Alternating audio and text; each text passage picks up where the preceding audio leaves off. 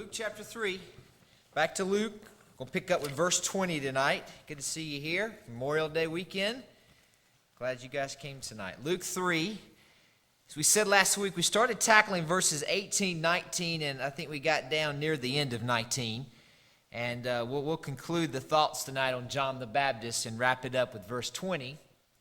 Because I just absolutely love the character of John the Baptist. A group of people obviously came out and kind of gave him some ego food, kind of fed his flesh a little bit and said, all these crowds are leaving you and they're following Jesus. You got a problem with that, John? John said, listen, from the very start, I told you that the Messiah was not me. So therefore, this is a good thing. You just kind of see the fact that he had a decision to make, receive that ego food, allow jealousy to dominate his life, but he didn't do it. And I love the character of John the Baptist. So I'm going to kind of deal with a little bit more of that tonight as we wrap up verse 20 and then kind of go to another example of character because I just really in love with character tonight. I've been in love with it all week, and I think it's important for us to understand. So as I said last week, what you get here in verses 18, 19, and 20 is just a small snapshot of what really went down in John's life. You just don't see the whole thing. You just see one piece of the puzzle, and you got to go back to Matthew.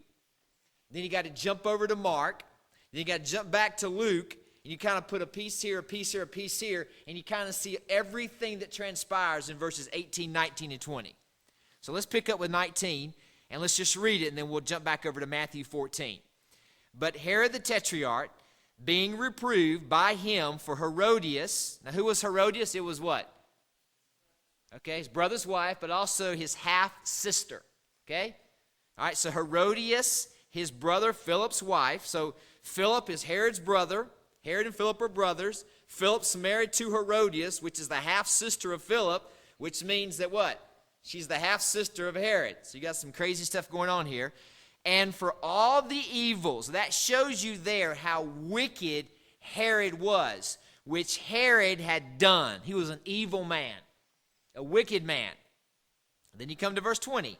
Added yet this above all, that he shut up John in prison.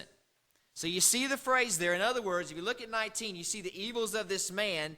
And literally what it means in the original language, the crowning accomplishment of this guy, Herod the Tetrarch, wasn't all the wicked deeds that he had done. And he had done a lot. And you don't even name them all. But the crowning one was he took John the Baptist and he put him in prison. That's what the phrase there means, added yet this above all. Above everything else he's done, he put John the Baptist in prison. And so if you know this, we know he had some seduction going on because he seduced Philip's wife, which was his half-sister, to come live with him. He had incest, obviously, there because that was his half-sister. And so just a reminder, the reason all this happened, listen to this, was one reason why. John couldn't keep his mouth shut. If John the Baptist would just shut up, but what would happen? All this would go away. But remember back in verse 18, and many other things in his exhortation preaching unto the people, but Herod the Tetrarch, verse 19, being reproved, which means what? John the Baptist continually confronted Herod with his sin. Continually did that. He just didn't do it one time. He continually said, you are wrong. And if he would just shut his mouth, everything would have been okay. But what boldness he had. What boldness that tells us that we ought to have. Because the greatest thing that we can do in life is lovingly tell a person, one, you're a sinner, and two, there's forgiveness. But sometimes that's not easy, is it? I mean, it's just not. But John the Baptist, he had boldness. He was fearless. All right, so that kind of concludes a little bit of that. Now flip back over to Matthew chapter 14, and let's kind of run with what we started with last week. Matthew chapter 14, and pick up with verse 5. Matthew 14 and verse 5 says this, and when he would have, that's he is Herod there, would have put him to death, that's put John the Baptist to death, here's what happened. He feared the multitude because they counted him as a prophet. So they sort of looked at John the Baptist, the crowds, as a prophet. And Herod feared that. He said, I cannot put this guy in jail because what's the crowd going to do?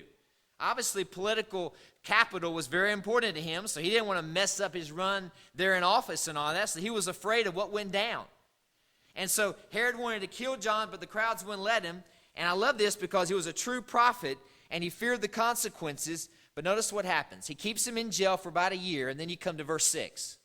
But when Herod had a birthday party, the daughter of Herodias danced before them, and it pleased Herod.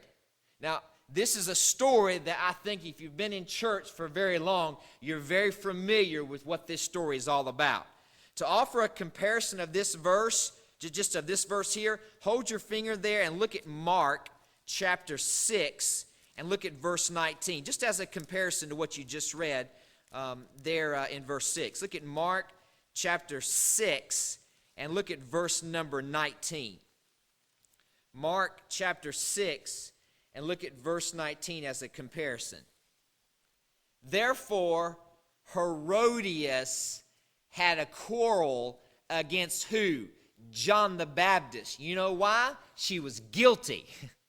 He says, what you're doing, leaving Philip, your husband, which is also your brother, and going and marrying your other brother, that's wicked. And he reproved him, and what happened? She got ticked off about it.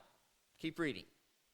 And would had killed John the Baptist, but she could not kill John the Baptist. Why not? Well, verse 20. For Herod, what's the next word? Feared John, knowing, this is good, that he was a just man and he was holy. What a testimony. Stop, just let that kind of go through your mind. He was an ungodly man who looked at John the Baptist and said, you know what? I fear this guy. He walks with God. I fear this guy. Why? Well, he's a just man. And when he heard him, notice this, he did many things, and he loved to hear him preach. Isn't that great? I mean, here was an ungodly man looking at John the Baptist and said, you know what? He's holy. He's righteous. I love to hear this guy preach. But he wouldn't listen to what he had to say. I mean, he would hear him, but he wouldn't obey it. And so now flip back over to Matthew 5. That's a comparison there with verse 6. Because here was Herod, and I guess you could say that Herod sort of protected John the Baptist.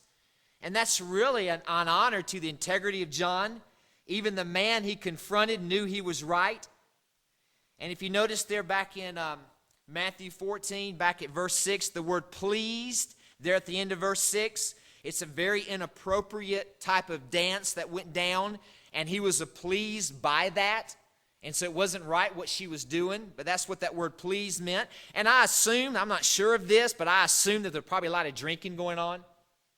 I mean, with Herod as wicked as he was, doing all the wicked things, I'm sure alcohol had to be involved in this. So Herod became prey to his own wretched lust, and here's what he did. He made a stupid promise. Look at verse 7. Whereupon he promised, notice this, with an oath to give her whatsoever she would ask. So listen, you like what you just saw? Well, listen, I want something from you, King Herod. Give me what I want. So he made this promise, and he became prey to his own lust.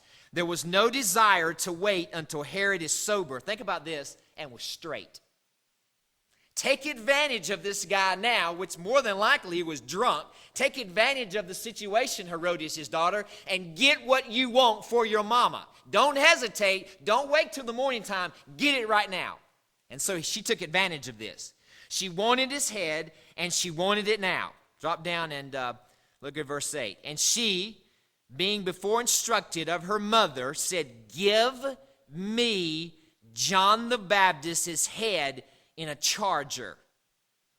Isn't that fascinating? What a scene this was.